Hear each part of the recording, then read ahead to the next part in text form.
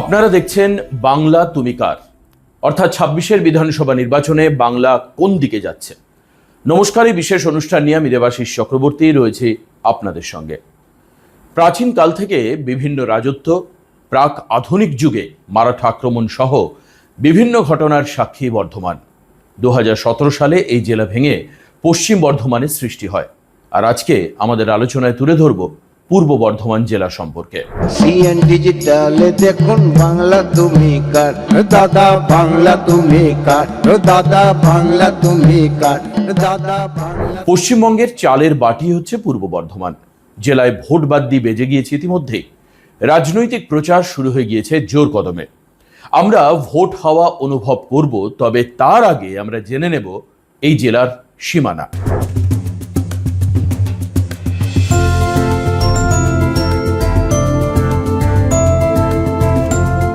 ১০৮ শিব মন্দির, বর্ধমান রাজবাড়ি, পীর বাহরামের দরগা এবং নবাবহাটের মন্দির, সব মিলিয়ে ইতিহাস এখানে পরতে পরতে। নদী তীরে অবস্থিত কাটোয়া নিমাই পণ্ডিতের চারণভূমি। এখানেই কেশব ভারতীর আশ্রমে তিনি সন্ন্যাস নিয়েছিলেন। সব মিলিয়ে পূর্ব বর্ধমানের ভূমিকা অপরিসীম। জেলার উত্তরে বীরভূম ও মুর্শিদাবাদ, পূর্বে নদিয়া, দক্ষিণে হুগলি ও বাঁকুড়া এবং পশ্চিমে পশ্চিম বর্ধমান জেলা। পূর্ব বর্ধমান জেলার উত্তরে অজয় এবং দক্ষিণে দামোদর প্রাকৃতিক সীমা তৈরি করেছে। জেলার মোট ১৬টি বিধানসভা রয়েছে। বর্ধমান সবসময় শাসক দলের পাশে দাঁড়ায়। গত বিধানসভায় ১৬টি আসনেই বিরোধীদের ক্লিন সুইপ করেছে তৃণমূল কংগ্রেস। গত দুবারের নির্বাচন ফল বিশ্লেষণ করলে দেখা যাবে খণ্ডকোষ ২০১৬ এবং ২০২১ সালে খণ্ডকোষ বিধানসভা কেন্দ্র থেকে জয়ী হয়েছিলেন তৃণমূল কংগ্রেসের নবীন চন্দ্র বাগ। বর্ধমান দক্ষিণ ২০১৬ সালে এই কেন্দ্র থেকে জয়ী হয়েছিলেন তৃণমূল কংগ্রেসের রবিরঞ্জন চট্টোপাধ্যায়। ২০২১ সালে এই কেন্দ্র থেকে জয়ী হয়েছিলেন তৃণমূলের খোকন দাস।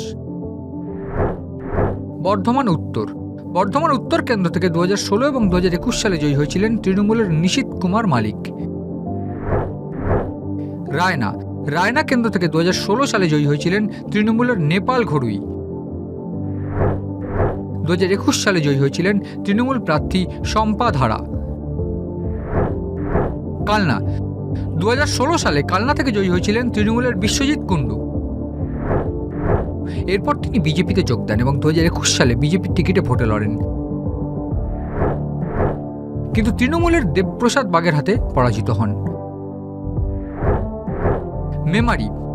মেমারি কেন্দ্র থেকে ২০১৬ সালে জয়ী হয়েছিলেন তৃণমূল কংগ্রেসের নার্গিস বেগম।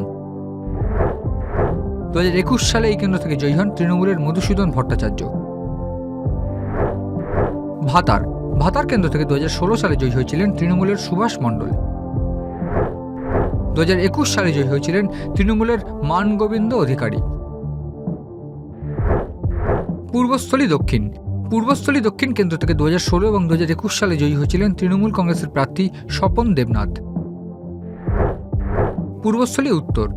পূর্বস্থলী উত্তর কেন্দ্র থেকে ২০১৬ সালে জয়ী হয়েছিলেন তৃণমূলের প্রদীপ কুমার সাহা। ২০২১ সালে এই কেন্দ্র থেকে জয়ী হয়েছিলেন তৃণমূলের তপন চট্টোপাধ্যায়। কাটোয়া কেন্দ্র থেকে ২০১৬ এবং ২০২১ সালে জয়ী হয়েছিলেন তৃণমূলের রবীন্দ্রনাথ চট্টোপাধ্যায়। মঙ্গলকোট এই কেন্দ্র থেকে ২০১৬ সালে জয়ী হয়েছিলেন তৃণমূল কংগ্রেসের সিদ্দিকুল্লাহ চৌধুরী। ২০২১ সালে জয়ী হয়েছিলেন তৃণমূলের অপূর্ব চৌধুরী। পূর্ব বর্ধমান জেলার দুটি লোকসভা কেন্দ্র রয়েছে, বর্ধমান পূর্ব এবং বর্ধমান দুর্গাপুর। এক নজরে দেখে নেওয়া যাক শেষ দুটি লোকসভা নির্বাচনে কি ফল হয়েছিল এই কেন্দ্রে। বর্ধমান পূর্ব ২০১৯ সালে এই কেন্দ্র থেকে জয়ী হয়েছিলেন তৃণমূল কংগ্রেসের সুনীল কুমার মণ্ডল। ২০২৪ সালে এই কেন্দ্র থেকে জয়ী হন তৃণমূল প্রার্থী শর্মিলা সরকার।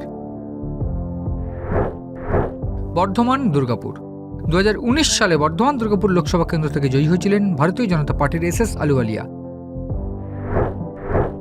২০২৪ সালে এই কেন্দ্রে ক্ষমতার পট পরিবর্তন ঘটে। এই কেন্দ্র থেকে জয়ী হন তৃণমূলের কীর্তি আজাদ। পূর্ব বর্ধমান বর্তমানে শাসক দলের শক্ত ঘাঁটি। বিগত ভোট ফল বিশ্লেষণ করলে বলা যেতেই পারে এই জেলায় শাসক দলের কাজকর্মে খুশি সাধারণ মানুষ। এবার দেখে নেওয়া যাক কোন কোন ইস্যুর উপর দাঁড়িয়ে 2026-এ ভোট হবে এই পূর্ব বর্ধমান জেলায়।